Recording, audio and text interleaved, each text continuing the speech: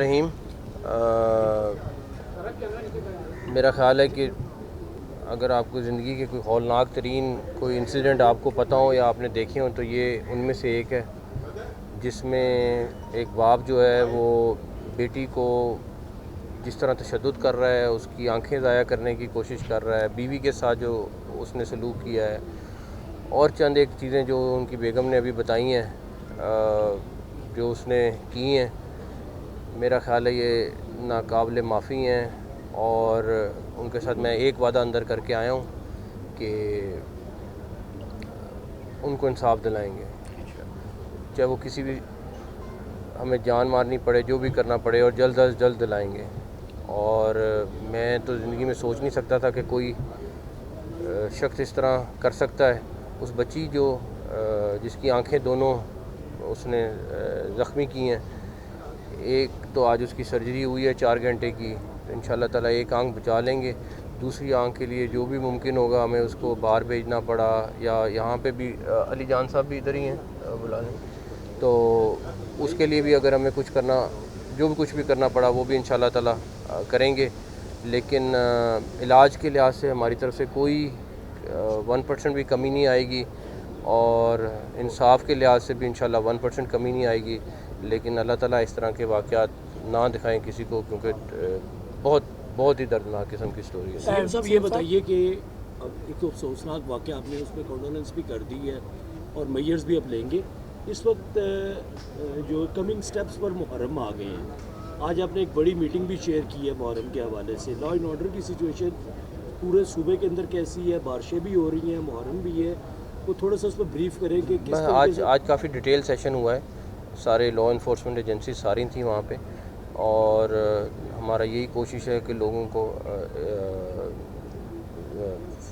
किसी तरह की कोई प्रॉब्लम ना हो। और दूसरा ये कि बारिश जैसे आपने कहा कि वो भी आनी है, तो उसके लिए भी तैयारी करनी है। साथ साथ जुलूस चल रहे होंगे, सड़कें ब्लॉक होंगी, साथ बारिश हो रही होगी, रूट पे क्लियर करना है, सड़क पानी ज़्यादा हुआ तो जुलूस लेट होंगे, तो उन सारी चीज़ों के ऊपर हमने डिस्कशन की है। तो होपफुली इंशाल्लाह ताला अपनी तैयारी मुकम्मल करेंगे। बाकी सर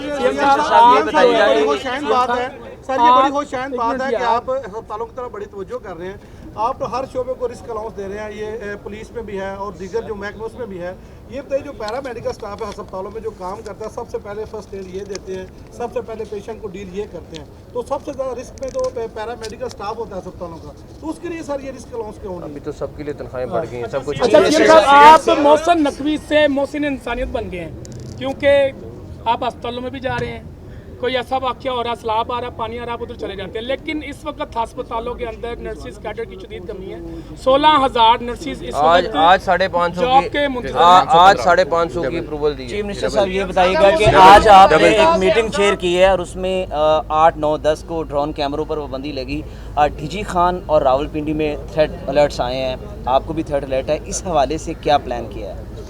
ड्रोन्स के मेरी मीडिया वालों से, सारे भाइयों से रिक्वेस्ट होगी कि उसको यूज़ ना करें, बिकॉज़ उसके ज़रिए बहुत ख़दशा है कि दहशतगर्दी हो सकती है, और वो एक पॉसिबिलिटी है। इसलिए हमने सारों पे पाबंदी लगाई है कि वो ना इस्तेमाल करें। दूसरा थ्रेट्स हैं, लेकिन इंशाल्लाह ताला लॉ इन्फोर्समेंट एजेंसीज जो हैं वो अपना अपना काम कर रही हैं, और इंशाल्लाह ताला फुली।